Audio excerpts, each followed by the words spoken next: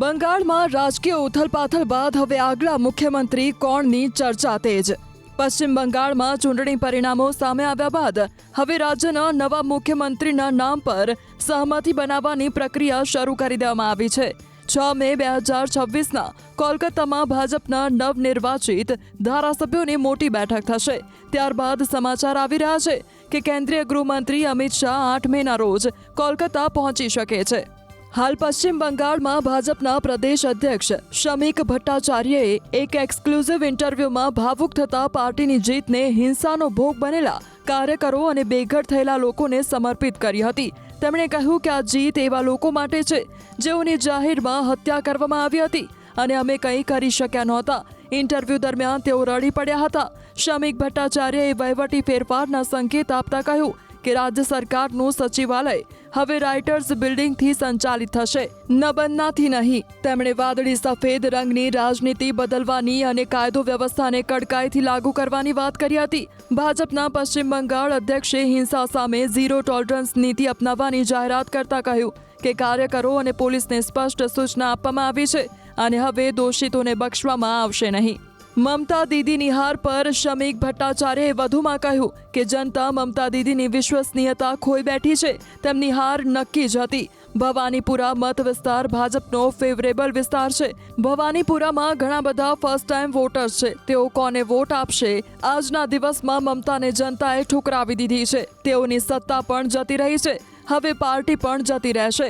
તેમણે દાવો કર્યો કે પાર્ટીના અનેક કાર્યકરો માર્યા ગયા છે. આ સાથે જ તેમણે સોગત રોય પર નિશાન સાધતા કહ્યું કે હવે જનતા તેમના પર વિશ્વાસ નહીં કરે. શમીક ભટ્ટાચાર્યએ એ પણ જણાવ્યું કે પીએમ નરેન્દ્ર મોદી અને તમામ મુખ્યમંત્રીઓ ગુરુદેવ રવિન્દ્રનાથ ટાગોરની જયંતિ પર આયોજિત ભવ્ય સમારોહમાં સામેલ થશે.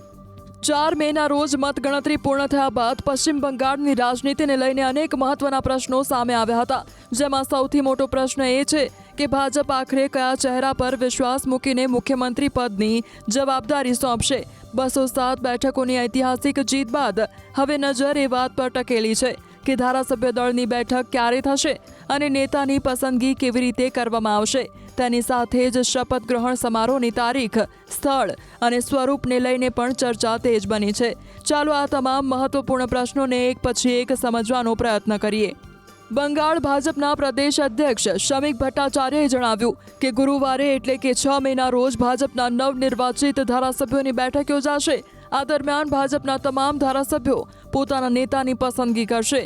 આ દરમિયાન બંગાળના નિરીક્ષક બનાવવામાં આવેલા ગૃહમંત્રી અમિત શાહ નિરીક્ષક તરીકે અને સહનિરીક્ષક તરીકે ઓડિશાના મુખ્યમંત્રી મોહન માંઝી હાજર રહેશે. આવામાં ભાજપમાં અંતિમ સમય સુધી મુખ્યમંત્રીનું નામ ગુપ્ત રાખવાની સંસ્કૃતિને જોતા લોકોની ઉત્સુકતા વધુ જોવા મળી રહી છે. પરંતુ સૂત્રોના હવાલાથી પશ્ચિમ બંગાળના નવા મુખ્યમંત્રીનું નામ ફાઇનલ હોવાનો દાવો કરવામાં આવી રહ્યો છે.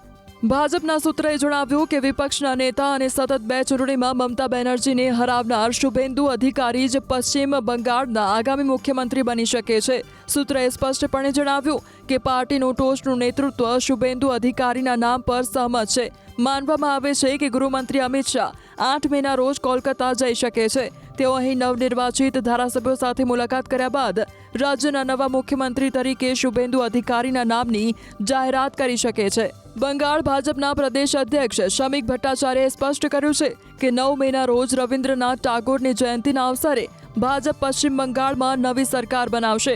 હવે અંતે નક્કી 8 મેના રોજ ધારાસભ્ય દળની છેલ્લી બેઠકમાં પાકું થશે કે સીએમ કોણ. પછી 9 મેના રોજ શપથ ગ્રહણ અને ભાજપ બંગાળ માટે માસ્ટર પ્લાન જાહેર કરશે.